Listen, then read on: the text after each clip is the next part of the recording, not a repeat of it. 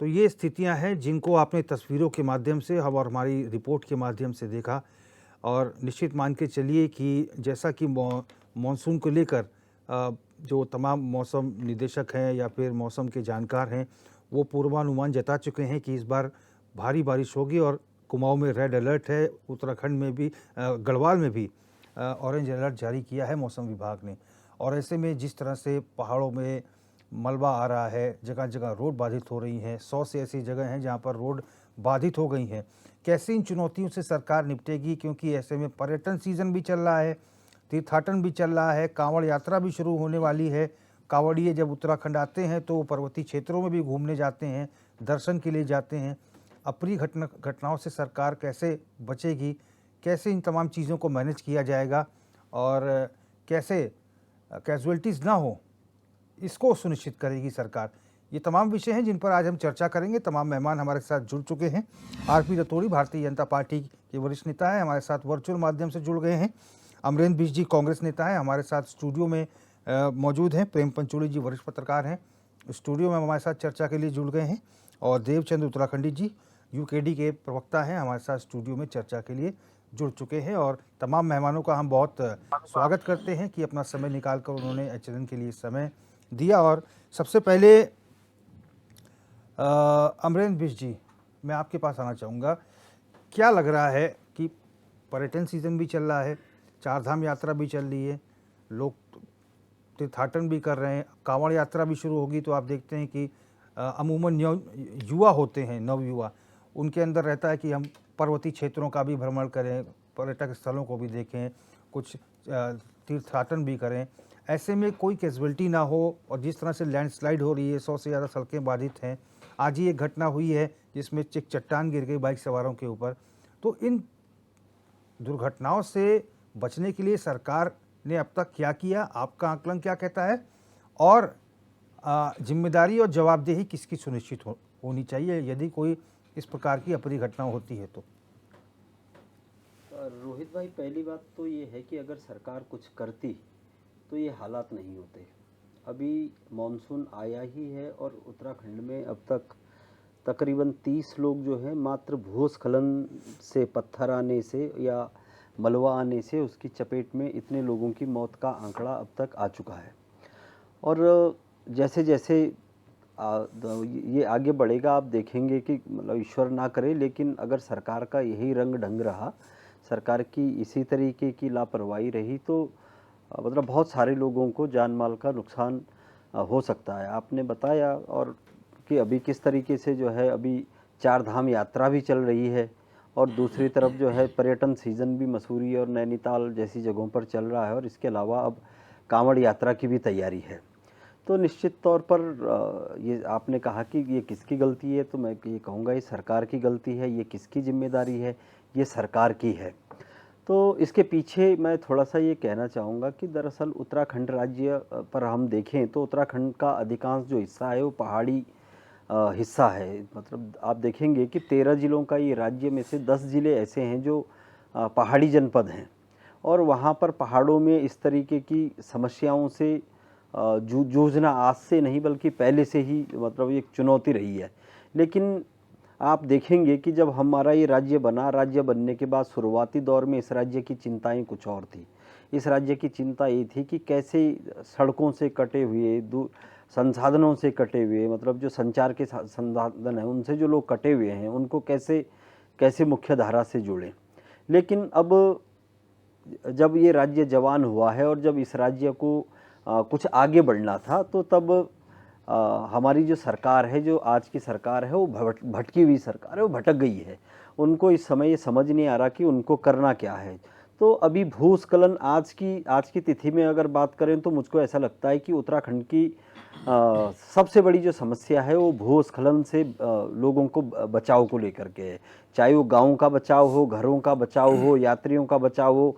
हम जब सड़क पर जब जाते हैं तो इस मौसम में जब यात्रा कर रहे हो तो हम सबका बचाव है, तो ये एक पहली प्राथमिकता होनी चाहिए थी। लेकिन सरकार कहाँ लगी हुई है? सरकार लगी हुई है कि यूसीसी बनाना है। उसको इस बात की छाती फुलानी है कि किसी तरीके से एक ऐसा कानून जिसका उत्तराखंड की जनता से कोई मतलब नहीं है, उसको उस तरफ ध्यान देना है। उनका ध्यान इस तरफ है कि कैसे धर्मांतरण कानून बनाया जाए, कैसे दंगा रोधी कानून बनाए जाए, इस तरीके के कानून जिसका उत्तराखंड से कोई औचित्य नहीं है, उसका ध्यान सरकार का उस तरफ है। उनको इस बात की कोई चिंता नहीं है कि हमारे पहाड़ जो दरक रहे हैं, उसके दरकने के पीछे के कारण क्या है, वो भी सरकार जनित कारण ही है। उसका खलनायक भी कोई और नहीं है।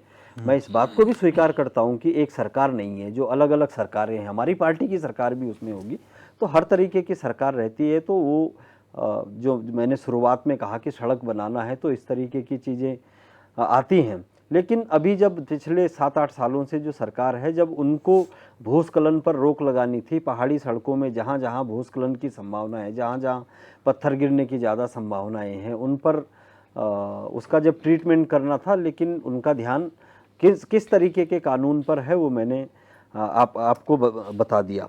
तो अब इस उत्तराखंड की सरकार ने एक विभाग इसके लिए स्पेशल बनाया हुआ है, उसका नाम है आपदा प्रबंधन विभाग।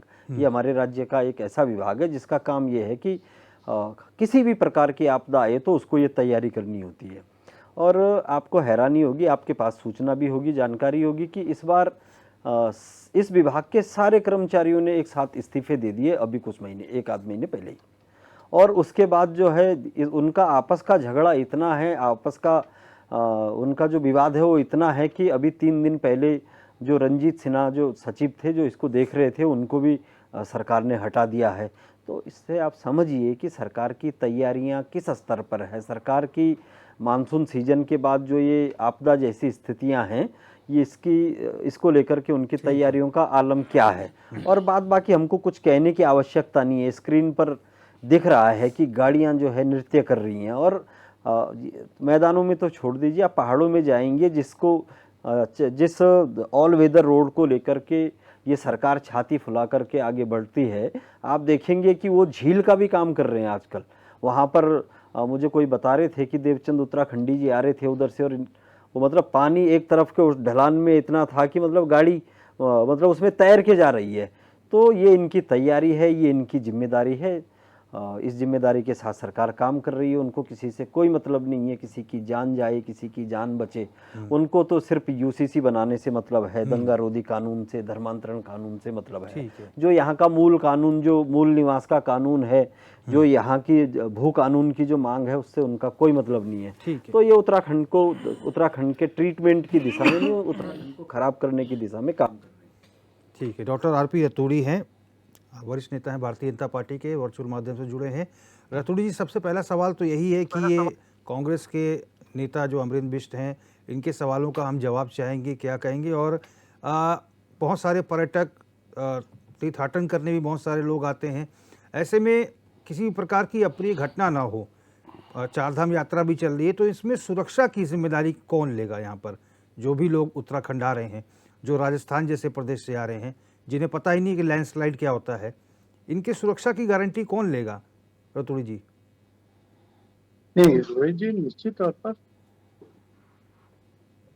सुरक्षा की गारंटी ये हमारी सरकार की है, और हमारी सरकार पूरी तरह से हमारे युवा मुख्यमंत्री जी के नेतृत्व में संवेदनशील है। आपने देखा होगा कि ये पूरी तरह से हमारा एसडीआरएफ हो या हमारा आपदा प्रबंधन विभाग हो, वो सतर्क है। और ये आपने देखा होगा कि शायद ही कोई ऐसी सड़क हो जो 2 से 4 घंटे से अधिक कहीं पर जहां भी लैंडस्लाइडिंग हो रहा, हमने लगभग हर 4 से 10 किलोमीटर के दायरे में हैवी मशीनें जो तत्काल सड़कों को खोलने का काम करेगी। हमारे कर्मचारी मुस्तैद हैं, हमारी मशीनें मुस्तैद हैं, और उसका प्रतिफल ये कि ऐसे ही नहीं आ गए उत्तराखंड में लगभग 35 लाख श्रद्धालु, ये 1.5-2 महीने में ये रिकॉर्ड ऐसे नहीं बना। ये व्यवस्था चाक चौबंद होगी। अब राजनीतिक भाषण करने के लिए मेरे मित्र कहां से कहां ले गए, लेकिन 10 साल उनकी सरकार रही। हम तो मानसून की बात कर रहे हैं ना, अभी तो परिस्थितियां अनुकूल थी, ड्राई था मौसम, अब तो मानसून आ गया है। आपने उनको 15 मिनट में आपका बीच में कोई बात नहीं था, मैं आपके प्रश्नों पर गंभीरता से जवाब दे रहा हूँ। ठीक है। मानसून, आपको मालूम है हमारी सरकार सतर्क नहीं है, तो मैंने कहा नहीं कि हम पूरी तरह सजग हैं। हमारा आपदा प्रबंधन जो सिस्टम है पूरा सतर्क है, हमारे कंट्रोल रूम सतर्क है।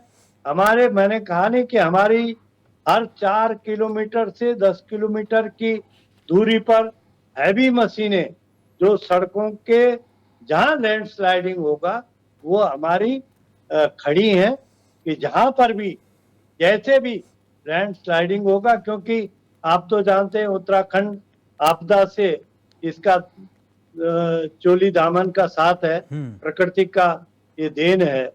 और इसमें बारिश कितनी होगी इस पर तो न कोई सरकार रोक लगा सकती है, प्रबंधन कर सकती है कि सड़कें ज्यादातर बाधित न हो, लेकिन बारिश कितनी होगी इसको रोकना तो शायद अब ये कांग्रेस के साथी कुछ बताएं, कोई मंत्र दे दें तो शायद उसका उपयोग कर दें, लेकिन ये भूल गए थे कि ये हम पर आरोप लगा रहे हैं, अरे ये दैविक आपदाएं हैं। केदारनाथ आपदा में आप कहाँ सो रखे थे जब कई हजार लोग बह गए थे? आपका क्या प्रबंधन था, क्या व्यवस्था थी? क्यों इतने लोगों ने कालग्रसित हो गए थे? अरे कुदरत के जो उत्तराखंड के साथ खेल है, इसमें राजनीति कम होनी चाहिए, विवेक का काम करना चाहिए कि ये बात होनी चाहिए कि हाँ आपदा अगर आती है, कहीं सड़कें जाम होती है, उसको कितनी जल्दी खोला जाए। हमारे यात्रियों को, हमारे जो उत्तराखंड वासी हैं, इनको दिक्कत नहीं होनी चाहिए। और आज जो मैं फख्र से कह सकता हूँ कि आज हमारे लोगों को बहुत ज्यादा दिक्कत होती, तो 2 घंटे से 3 घंटे से अधिक कोई जाम कहीं पर किसी सड़क पर नहीं है। और सरकार सतर्क है, चाहे वो शहरों में हो चाहे पर्वतीय क्षेत्र में हो, जहां भी आपदा की कोई भी घटना होगी, चाहे बादल फटने से हो चाहे वो लैंडस्लाइडिंग से हो, हमारा एसडीआरएफ सतर्क है, हमारा आपदा प्रबंधन व्यवस्था सतर्क है। मुझे आज कोई राजनीति नहीं करनी है। ये तो बतेरा मेरे साथी कहां से कहां तक ले गए। अरे ये जनता का प्यार ही तो है कि जहां ये मिथक था कि एक बार कांग्रेस एक बार बीजेपी, अरे हमने 2022 में रिपीट किया, ये लोगों ने हमारे कामों पर तो मोहर लगाई होगी। हमको तीसरी बार 5 सांसद दे दिए तो हमारे कामों से तो संतुष्ट रही होगी जनता। कांग्रेस के मित्रों, कुछ काम करके दिखाओ, जनता आपके साथ खड़ी होगी, लेकिन केवल बयानबाजी करके जनता आपके साथ खड़ी होने वाली नहीं है। हमारे साथ तो लोगों का विश्वास है और हमको रिपीट कर रही है। ये पहली बार कम है कि तीसरी बार लगातार 5 सांसद बीजेपी के आ रहे हैं। तो इस पर मंथन करने के बजाय कांग्रेस के मित्रों, चिंता और चिंतन करो। ठीक है रतुल जी। देवचंद उत्तराखंडी जी, बीजेपी नेता की बात से कितना इत्तेफाक रखते हैं, और जिस कुदरती आपदा की बात रतुल जी कर रहे थे, आखिर ये ऑल वेदर रोड जो बनाई गई है, ये किस परिकल्पना को लेकर बनाई गई है, और इन विषम परिस्थितियों से निपटने के लिए ही सरकार ने बनाई है। और इस समय मैं जानता हूं कि आपने बहुत इस समय पर्वतीय क्षेत्रों का भ्रमण कर आप आए हैं, क्या है वहां पर इस समय मौजूदा स्थिति, और क्या ऑल वेदर रोड के किनारे क्या सुरक्षा के कुछ ऐसे इंतजामात होने चाहिए जैसा कि श्रीनगर आदि के कुछ क्षेत्रों में लगाए गए हैं, जिससे रॉक्स को होल्ड किया जा सके और कोई अप्रिय घटना इस प्रकार की ना हो सके? देखिए रोहित जी, मैं अपनी बात को आगे बढ़ाते हुए थोड़ा, रतुड़ी जी हमारे काफ़ी वृद्ध नेता हैं, मेरे से 8-10 साल बड़े हैं। मैं उनकी बात को सोच करके बहुत, धामी जी की तरह मैं भी बहुत गंभीर हूँ। जैसे वो बोल रहे हैं कि धामी जी बड़े सेंसिटिव हैं, वो बहुत गंभीर है, मैं भी गंभीर हो रहा हूँ, लेकिन मेरे गंभीर होने से क्या फ़र्क पड़ेगा। गंभीर इसलिए हो रहा हूँ कि वो बोल रहे हैं कि हमारे 5 सवाल है आपदा से कैसे निपटेंगे, और उनका जवाब है कि जनता का प्यार है, हमारे 5 सांसद आ गए हैं, जनता का प्यार है, हम फिर भी जीतते जा रहे हैं, जनता का प्यार है, ये हम, अरे जीतते जा रहे हैं, जीतने का मतलब ये नहीं है कि आप लोगों ने बहुत बड़ा काम कर दिया, बहुत बड़ा उपकार कर दिया। बार बार हमारे उत्तराखंड की जनता ये सोच रही है कि चलो अभी नहीं तो आप कर देगी, पर इसको आप ये मत सोचो कि ये विकास की लहर आप में कुछ नहीं है, जीरो पे है, जीरो पे। अब मैं ले चलता हूं आपको असली मुद्दों पे। आपका जो ये विकास नाम का जो चल रहा है पहाड़ों की तरफ, ये विजनलेस है, एमलेस है, और उसके बाद इंजीनियरिंग से बिल्कुल बहुत दूर दूर तक है। कोई सोच समझ नहीं है, जो कुछ हो रहा है विकास कर देंगे। अभी ऑल वेदर रोड के जो सपने 2022 में दिए गए थे, कंप्लीट हो जाएगी। मैं अभी तक ये मानता हूं कि ऑल वेदर रोड आने वाले 10 सालों तक भी कंप्लीट नहीं होगी। और अब रही बात जो है रोकथाम करने की बात, आज हमारा इसमें होना चाहिए कि इसके दोषी कौन है। दोषी तो सरकार है ही, चाहे वो कांग्रेस रही हो चाहे बीजेपी रही हो। हम इसमें ये जिनको जो सरकार में रहे हैं उनका ध्यान होना चाहिए इस तरफ। ये नहीं कि हम अब जीत के आ गए जश्न मनाएंगे, 3 साल हो गए जश्न मनाएंगे, 1 साल हो गया जश्न मनाएंगे, वो नहीं है। अब मैं बता रहा हूं कि उत्तराखंड की पीड़ा तो इनको है नहीं। अगर उत्तराखंड की पीड़ा होती तो ये पहाड़ों का पहले निरीक्षण करते, पहाड़ों की संवेदनशीलता देखते, यहां बैठे संवेदन ना होते बल्कि पहाड़ों की संवेदनशीलता देखते। आपको बता दें कि कई जगहों पर अच्छा काम जो हुआ है उसको हम कभी भी नकारते नहीं। इन्होंने वो जो स्लाइडिंग है उसको रोकने के लिए ये कुछ केमिकल के साथ कुछ तारें बिछाकर रोकने का काम तो किया, वहां रुका है। पर जहां करना ही नहीं है वहां आप बोलते हैं कि हमारा ये, अभी देखो क्या हाल है उत्तराखंड का। अभी साहब बोल रहे हैं, हमारे रतुली साहब बोल रहे हैं कि 4 घंटे से ज्यादा कहीं नहीं। आप न्यूज में पढ़ो, आप अभी देखो बद्रीनाथ राष्ट्रीय राजमार्ग 10 घंटे से बंद है, और 10 घंटे से क्या क्या बुरे असर है वो भी सुन लो। जो रोटी नहीं मिल रही है, अगर किसी बेचारे को 2 रुपए की रोटी अगर 15 रुपए की दिख रही है तो बदनाम हम उत्तराखंड के लोग हो रहे हैं। आज से जब मैं 2 महीने पहले मैं गया था तो एक यात्री मिला मुझे, मैं अपनी गाड़ी में उसको फ्री में लाया। उसने कहा यहाँ के लोग बड़े हैं, 15 दिन से मैंने किसी होटल में खाना नहीं खाया, मैं ऐसे ही खाना खा रहा हूं, और कई जगह पर मैं यात्रा भी आप जैसे साथ में आ गया हूं। तो ये उत्तराखंड की हमारी देवो भव की स्थिति है। लेकिन देवो भव स्थिति के साथ कई ऐसे लोग भी हैं जो वहां पर उपद्रव मना रहे हैं। पर आज हमारा उपद्रव का विषय नहीं, आज हमारा सड़कों का टूटना, ये आपदा को रोकने का विषय है। एक यहां पर डिबेट चला था कि मानसून आने वाला, अब यहां बोलते मानसून तो देवी वो है। अरे मानसून विभाग आपको आगाह कर रहा है इस बार मानसून भयानक आएगा, पहले से तैयारी कर लो। हमने सजेशन दिया यहां पर कि जाओ, जब तक बरसात आने को 2 महीना बाकी है, डिबेट हुआ था और हमने मशवरा दिए थे कि आप उसको करो। अभी आपके चैनल में मैं ये नहीं बोला हूं कि आपकी जानकारी कम है, आप 100 रोड बता रहे हैं, लेकिन आप उससे आइडिया से बता रहे हैं। मैं बोल रहा हूं आज भी आप न्यूज अभी उठाओ, 159 रोड है उत्तराखंड की क्लोज है, वो गांवों के संपर्क से कट गया है। और उसमें मैं भी एक अभागा हूं, जो हमारे गांव में आना था अब फिर जाना था, अब नहीं जाएगा, रोडें कट गई हैं। तो ये रोडें ऐसे नहीं है, रोडें तो पिछले कई सालों से 32 सालों से रोड कट गई, वो पहले खराब है। पर जो मेन ऑल वेदर रोड थी, ऑल वेदर रोड आपकी यहां से लेकर के गंगोत्री जमुनोत्री के लिए जो जा रही है, जमुनोत्री वहां से फिर ये जो हमारा कौन सा कांठी पुल है वो वहां से लेकर जो श्रीनगर के लिए आती है, घनसाली के लिए वहां के आती है, उन सब रोडों का जाल अगर दुरुस्त होता तो ये जाम 10 घंटे वाले नहीं होता, रुक जाता। लेकिन मैंने बार बार बोला था अल्टरनेटिव रोड, लिंक रोडों को भी साथ साथ ठीक कर दो। आपदा रोकने का ये मतलब है। अब आपदा टूट ही गया, मैं नहीं बोलता कि सरकार ने कहा था, सीएम ने कहा था कि जो दूसरी रोड है, वैकल्पिक मार्ग है, उनको खोला जाए।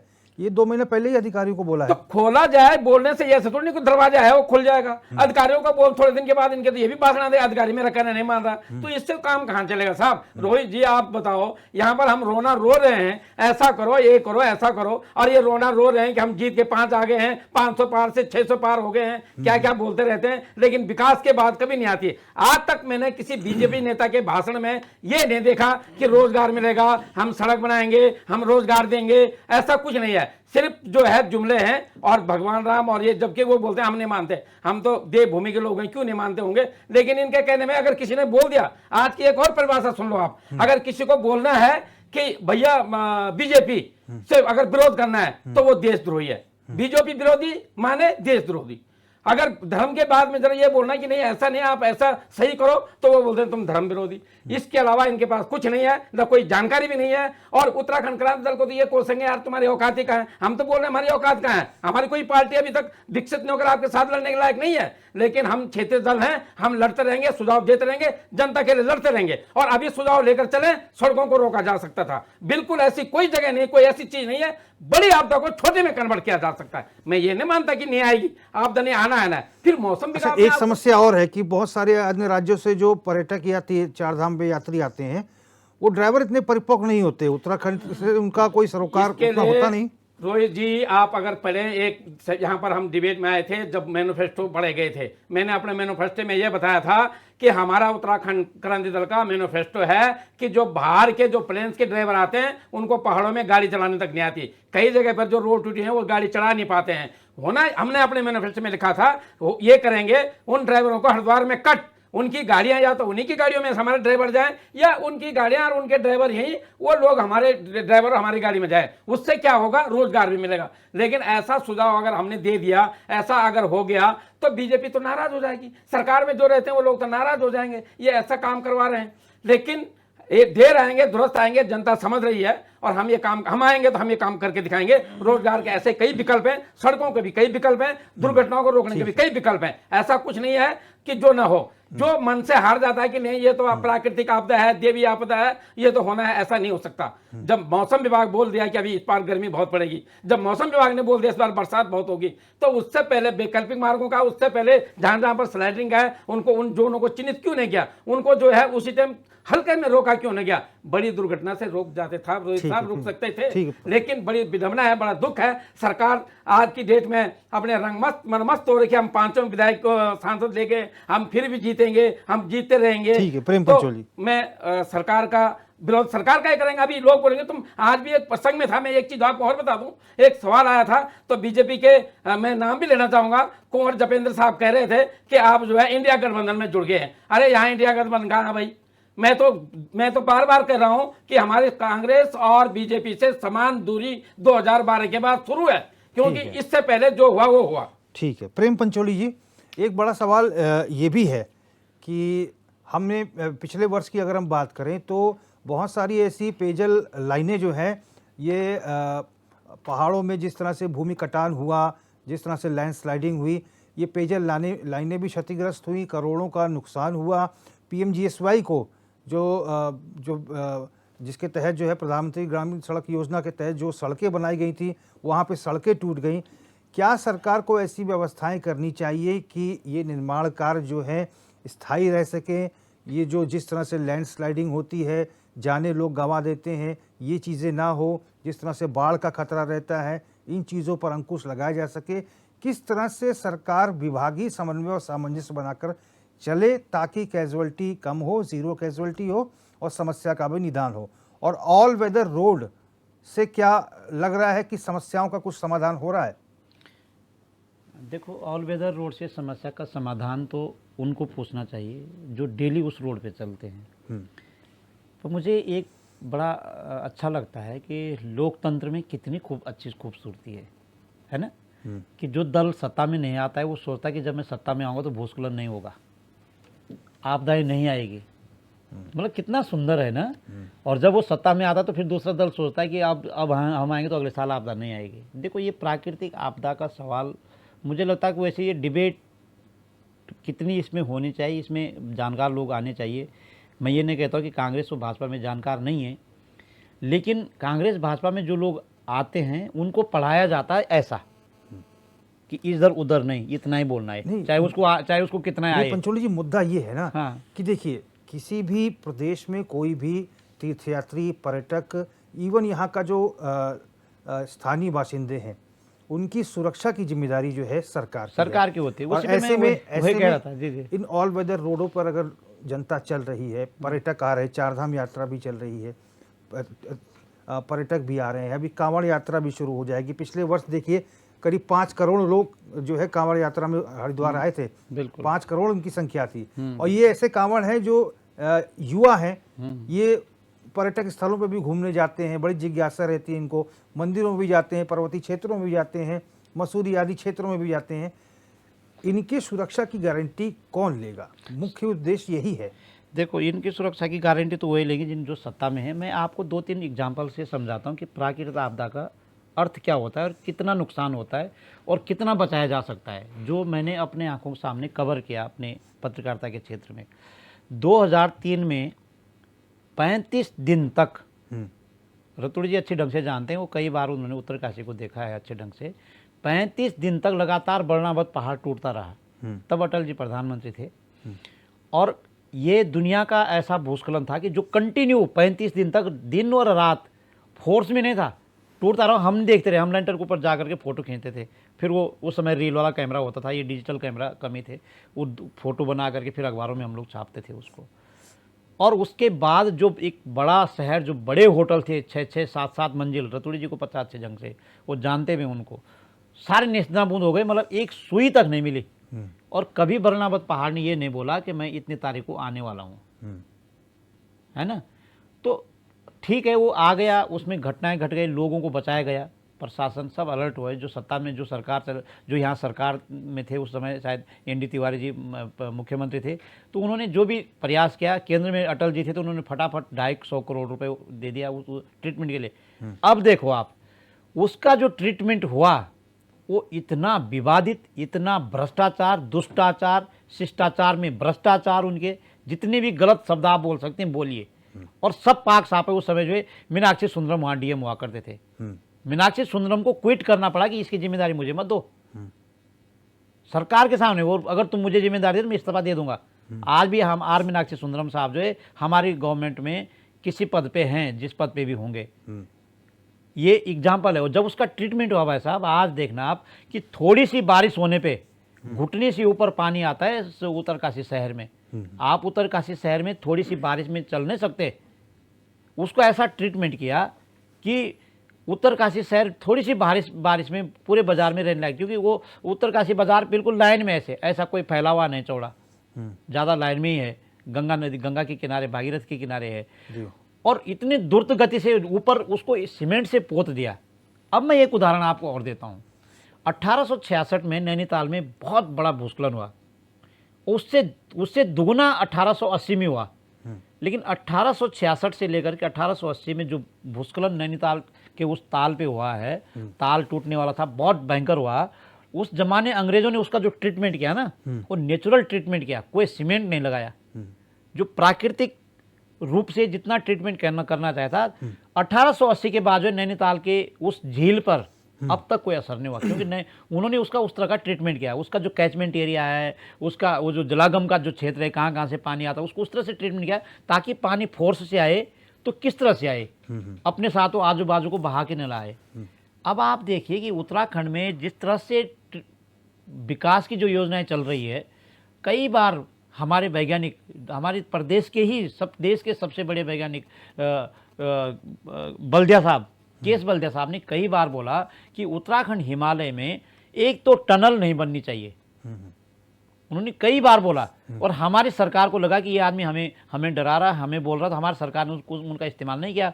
उनको फिर IIT बेंगलोर जाना पड़ा, और वहाँ उन्होंने पूरे बेंगलोर में जो भी वहाँ की सरकार को सजेस्ट किया होगा और जो भी लोगों को पढ़ाया होगा वहाँ पर, आज हमारे बीच में नहीं है। मैंने उनका इंटरव्यू लिया, मेरा सौभाग्य है कि मैंने उनका इंटरव्यू लिया। कई बार वो मेरी फोटो वायरल हुई उनके साथ। तो केस बल्दिया साहब कहते कि जितना उत्तराखंड हिमालय में, वो यहाँ के मूल थे। उन्होंने उनकी कई रिपोर्टें हैं उत्तराखंड के हिमालय को लेकर के, इस हिमालय को लेकर कई रिपोर्टें उनकी, कई किताबें भी उनकी, कि किस तरह से यहाँ विकास कैसे होना चाहिए। उन्होंने पावर प्रोजेक्ट के लिए भी बोला कि यहाँ पर जितने भी पावर प्रोजेक्ट बने, रन ऑफ द रिवर बने। रन ऑफ द रिवर वो नहीं कि आप उसका पूरा एक झील बना दो, टनल कई बना दो। उन्होंने कहा कि अगर आप पानी छोड़ रहे हैं तो पानी बहता हुआ होना चाहिए, वो पानी दिखना चाहिए, वो पानी नहर के अंदर होना चाहिए, वो पानी। एक छोटे छोटे पावर हाउस होने चाहिए। पावर हाउस तो भाई साहब दूर रही कि जो जिस तरह से कंस्ट्रक्शन हो रहा है, जैसे गलों की पावर हाउस है। हाँ, गलों की पावर हाउस है, एग्जाम्पल है वो। ये एक पिथौरागढ़ में भी है, और एक पावर हाउस जो है वहाँ भी है, क्या बोलते हैं उसको, हमारे जो मनेरी वाला पावर हाउस है ना, उससे पहले एक छोटा सा पावर हाउस है पहले से। तो मेरे कहने का मतलब ये है कि जो आपदाओं को आमंत्रण हम दे रहे हैं, अगर वो आपदा 10% होनी थी तो अब 100% हो रही हो। तो कहने का मतलब ये है कि हम सुरक्षा दे सकते हैं तीर्थयात्रियों को, हम तीर्थयात्रियों को तीर्थ स्थल तक पहुंचा सकते हैं, लेकिन जितना बेतरतीब ढंग से यहाँ खनन देखो आप, अगर वहाँ से 10 क्विंटल उठाना होगा तो 1000 क्विंटल उठाया जाता है, 10 क्विंटल की जगह 1000 क्विंटल उठाया जाता है। और इतनी हैवी मशीनें, तपोवन विष्णुघाट जल विद्युत परियोजना की हाल देखो आप। ऊपर अगस्त मुनि से ऊपर जो फाटा में जो पूरा पावर हाउस बह गया है, वो इसलिए तो बहा। मैंने फाटा पावर हाउस के जो इंजीनियर था, इंजीनियरों का जो हेड था, मैंने उनको पूछा, मैंने कहा आप यहाँ टनल कैसे बना रहे हैं, वो मेरा इंटरव्यू था, मैंने उसका पूरा एक दो जनसत्ता में एक बड़ा साक्षात्कार छपा उनका। तो उन्होंने कहा कि हम बूमर नहीं लगा रहे हैं, हम मशीन लगा रहे हैं। मैंने कहा जिस मशीन को तुम लगा रहे हो उसमें तो आवाज़ आ रही है, पूरा पहाड़ थरथरा रहा है। वो कह रहा भाई साहब हम अगर बूमर लगाएंगे या महंगी मशीन लगाएंगे तो हमें घाटा होगा, और जबकि एग्रीमेंट उनका यही है कि आप स्मूथ ढंग से छेद करेंगे ताकि ऊपर इधर उधर का पहाड़ नहीं हिले। ठीक। उन्होंने पूरा पहाड़ हिला दिया। और जब केदारनाथ आपदा आई तो केदारनाथ आपदा तो बोल के नहीं आई, उसने आना ही था, वो घटना घटनी थी। लेकिन उसके बाद जो फाटा का पावर हाउस बहा और जो नीचे के जितने पावर हाउस बहा, उसके बाद जो तहस नहस उन पावर हाउसों ने किया ना, क्योंकि सारे पहाड़ ऐसे ही हिले हुए थे जी। तो कहने का मतलब यह है कि हम जो निर्माण काम कर रहे हैं हम उस पे आते हैं, हम सुरक्षा कैसे कर सकते हैं, हमें निर्माण काम कैसा करना चाहिए। अगर हमारा परिवार, हमारे परिवार का वैज्ञानिक जो देश और दुनिया को सजेस्ट कर सकता है, अगर उनकी सलाह हम नहीं मान रहे हैं तो कौन है भाई वो। मैंने पहले डिबेट में कई बार बोल चुका हूं कि भारतीय जनता पार्टी या कांग्रेस के लोग बताएं तो सही कौन है वो जो तुम्हें सिखा रहा है। अकेला मुख्यमंत्री नहीं कर सकता ये इतने सारे डिसीजन, पूरी एक सलाहकार टीम रहती है। नाम तो बताइए। ठीक है। इसका मतलब खरीद करके लाए हुए वैज्ञानिक हैं, पैसों वाले वैज्ञानिक हैं। ठीक है। हमारी गढ़वाल यूनिवर्सिटी में इसका ऐसे जवाब वैज्ञानिक देंगे, हैं आरपी रतूड़ी जी देंगे। जो बिल्कुल सजेस्ट कर सकते हैं और सब कुछ बचाया जा सकता है। डॉक्टर आरपी रतूड़ी, देखिए प्रेम पंचूरी वरिष्ठ पत्रकार कुछ सवाल पूछे हैं, तो रूलिंग पार्टी है, आप क्या कुछ कहेंगे इनके जवाब में? बिल्कुल जायज है, मैं उनको स्वीकार करता हूं कि उनके जो प्रश्न सरकार के विरुद्ध नहीं थे बल्कि सुझाव थे, वो प्रश्न नहीं है। बहुत अच्छी बात है कि हर कोई परियोजना जब भी बने उस पे वैज्ञानिकों का और जो हमारे भूगर्भ वेता हैं, जो इन सब है, उनका ज्ञान लेना चाहिए। सवाल ये है, मैंने कहा कि आपदा के लिए आपने जो आज का डिबेट का प्रश्न है कि आपदा के लिए सरकार कितनी सतर्क है और कितनी सक्षम है। हमारे मुख्यमंत्री जी लगातार 2 दिन से आपने देखा होगा कि आपदा प्रबंधन विभाग की समीक्षा बैठक लेकर के हर अधिकारी को इस बात की जिम्मेदारी तय कर रहे हैं कि हमारे यहाँ एक तो सड़कों पर कोई अगर मलबा आता है तो उसकी, अगर कोई पुल कमजोर होता है उसकी, आप तत्कालिक उन अधिकारियों की जिम्मेदारी लगाएं कि हमारे यात्रियों को, हमारे लोगों को, हमारे निवासियों को, उत्तराखंड वासियों को कोई दिक्कत नहीं होनी चाहिए। आदरणीय प्रेम जी का जो सुझाव था, चौधरी साहब का बहुत सुंदर सुझाव है, जो और पहले भी सुझाव उनके माने गए हैं। दर्द, अगर उत्तराखंड के प्रति दर्द महसूस करना है तो ये तो स्वागत योग्य है कि, लेकिन आपदा को किस तरह मैनेज किया जाए। सड़कें, अगर मैंने जैसे पहले भी कहा कि सड़कें अगर लैंडस्लाइडिंग से बाधित होती है तो हमारी मशीनरी वहां पर तत्काल तैनात है कि नहीं है, उसके लिए हमारी सरकार सजग है।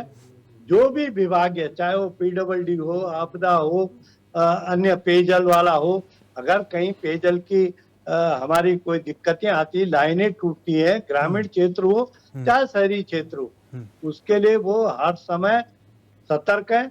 इसी तरह कोई दुर्घटना होती तो एसडीआरएफ, और अगर मदद लेते हैं एनडीआरएफ, इन सब की ये हमारे यहाँ तैनात हैं। और जब भी कोई ऐसी दिक्कत आएगी, प्राकृतिक आपदाएं हैं, आपदाओं का तो ये प्रदेश निश्चित, चाहे सरकार कोई भी हो, आपदाएं अनिश्चित का नाम है। ये कभी भी आती हैं, किस समय आती हैं, और ये तब भी आती थी जब आवागमन आपने चमोली का वो उस समय देखा होगा जब झील बह करके 2008 भादों का मास एक बड़ा जबरदस्त गाना भी बना था। ये तब भी आती, हमारे बादल फटने, ये पहाड़ों में जितने भी हिमालय राज्य हैं, चाहे वो आप सिक्किम ले ले, चाहे आप हमारे पड़ोसी भूटान ले, इनमें भी आती है उत्तराखंड राज्य। ये बड़ा कि आज मैंने ये कहा नहीं कि अगर हम सतर्क न होते तो हमारे इतने यात्री ऐसे हवा में नहीं आए, ये सब सड़क की मार्गों से आए भी और वापस भी जा रहे। हम ही मैं आता हूँ रतुल जी, मैं दोबारा आ रहा हूँ आपके पास, लेकिन वो आए तो, लेकिन वो अनुकूल परिस्थितियों में आए रतुल जी। मैं आऊँगा दोबारा आपके पास। अमरेंद्र बिष्ट जी, क्या हमें स्वीकार कर लेना चाहिए चैनल है। कि मैं ये आपदा कहता हूँ प्रदेश कि है? आप इस तरह की बातें न करें, क्योंकि ये हमारे 6 महीने की जो हमारी यात्राएं हैं, ये हमारी इकोनॉमी की रीढ़ है। अगर हम इस तरह डराने और घबराने का और उसकी बात करेंगे तो हमारी इकोनॉमी पर भी फर्क पड़ता है। हम केवल लोगों को डराने का काम नहीं करें, नहीं, सतर्क करने का काम किया जा रहा है बिष्ट जी। चौबंद है, रतुल जी, कहीं पर कोई दिक्कत नहीं है। सतर्क करने का। जबरदस्ती डराने का काम नहीं करे। वो कह रहे मैं एक आदमी को ले आया था, यूकेडी वाले साहब। चलिए अरे बिष्ट लाए जी, होंगे तो अमरेंद्र बिष्ट जी, वो कोई आपदा अमरेंद्र बिष्ट जी, ग्रसित क्या था। हमें स्वीकार कर अरे लेना चाहिए आपने कि इस मदद प्रकार कर की दी किसी आपदाएं की, तो ये कोई कहने की बात है? आती थी और आती रहेंगी? इन आपदाओं के बीच में सुरक्षा को कितना मजबूत किया जा सकता है? क्या ये संभव है? देखिए, पहली बात तो ये है कि जिस तरीके की बातें इस चर्चा में आ रही है, और ये बिल्कुल एक उस तरफ को बात ले जाई जा रही है कि आपदा ने तो आना ही आना है, आपदाएं होती ही आने के लिए हैं। तो भारतीय जनता पार्टी तो इस बात को मान ही रही है, वो कह ही रहे हैं। तो मैं थोड़ा सा आपको बताना भी चाहता हूँ कि दरअसल वो भगवान भरोसे ही रहते हैं। कोई भी बात हो, भगवान भरोसे रखते हैं। अभी आपने गर्मियों के सीज़न में देखा जिस तरीके से पूरा उत्तराखंड के जंगल जल रहे थे, और आपने देखा होगा कि पिछले कई वर्षों का रिकॉर्ड इस बार टूटा है आग जंगल के जलने को लेकर के। यहाँ तक कि वन विभाग के लोग भी जल गए इस बार उसकी चपेट में, वनाग्नि की चपेट में। तो यदि मानसून शुरू नहीं होता तो ये इनके पास तो कोई साधन ही नहीं थे। उसके बाद उसका निराकरण हुआ कि जब बारिश पड़ी तो तब जा कर के आग पर काबू पाया गया। ये तो इनका तो पूरा सिस्टम फेल हो गया था। ये तो आपने और हमने सबने देखा। और मैं आपको एक मज़ेदार बात बताऊं कि इस बार पिछले 20 सालों की तुलना में, 20-25 सालों की तुलना में सर्वाधिक पैसा इस बार जो है उत्तराखंड की सरकार ने टैंकर से पानी पहुंचाने के लिए खर्च किया है। जो ये उस दौर की बात है जब ये कह रहे हैं कि हमने हर घर नल की योजना को घर घर पहुंचा दिया है। तो फिर अगर पहुंचा दिया है और पेयजल की आपने इतनी बढ़िया व्यवस्था कर दी है, तो फिर ये परिस्थिति क्यों आई कि आपको जो पानी नहीं मिला और आपको जो है घर घर पानी पहुंचाना पड़ा। दो बातें हो गई। एक तो हो गई पानी को लेकर के, एक हो गई वनाग्नि को लेकर के। अब मॉनसून आया है और मॉनसून के शुरुआती दिनों में जैसा रतूड़ी जी ने कहा और प्रेम पंचोली जी ने भी कहा कि आपदाएं तो मतलब ऐसा लगता है हमको कि आपदाएं कल से नहीं आने वाली हैं। तो मैं ये कहना चाह रहा हूँ कि आपदाओं के लिए हमेशा तैयार रहना चाहिए, और उसकी के लिए हमारी सरकार ने विभाग रखा है, आपदा प्रबंधन विभाग। जी, समय बहुत कम नहीं, मैं इसी पर आ रहा हूँ। तो आपको एक बात ये समझनी चाहिए कि एक तो प्राकृतिक रूप से कोई बड़ी आपदा आ गई, उसके लिए हम मान सकते हैं कि उसके लिए हम आने से पहले कोई तैयारी नहीं कर सकते। उसके बाद हम नुकसान को कैसे कम कर सकते हैं, कैसे लोगों की जान बचा सकते हैं, कैसे लोगों का माल बचा सकते हैं, उस पर हम काम कर सकते हैं। लेकिन कुछ चीज़ें बिल्कुल तय है, और जिस पर हम बात कर रहे हैं आज मानसून को लेकर के बात कर रहे हैं कि मानसून के कारण जो बुनियादी छोटे छोटे नुकसान होते हैं, सड़क पर पत्थर आ गए। जी, जी, जी। तो ये तय है उत्तराखंड के भीतर कि कहाँ कहाँ किन क्या क्या परिस्थितियां हो सकती है, कहाँ कहाँ भूस्खलन हो सकता है, कहाँ पत्थर आने का भय है। तो उसको लेकर के तैयारियां जो सरकार को करनी थी, उस तैयारी की हम बात कर रहे हैं। हम उस तैयारी की बात नहीं कर रहे हैं कि पत्थर आने के बाद कोई मर जाए और उसकी लाश को फिर आप कैसे ले जाएंगे, सड़क बंद होगी तो उसको कैसे खोलेंगे, वो तो आपको करना ही है। लेकिन अब राज्य जवान हो गया है। अब आपके पास जो है इस राज्य में आपदा को लेकर के भूस्खलन खासकर जो बड़ा सवाल है, उसके ट्रीटमेंट का सवाल है। चलिए, मैं शॉर्ट में कमेंट लूंगा प्रेम पंचोली जी, और सबसे पहले आप, उसके बाद देवचंद उत्तराखंडी जी। आपका जो आकलन है, आपका जो सुझाव है, क्या कुछ रहेगा? मैं तो ये कहना चाहता हूँ कि अब जो हो गया कंस्ट्रक्शन, उसको तो आप वापस छीन और बुन नहीं सकते ना।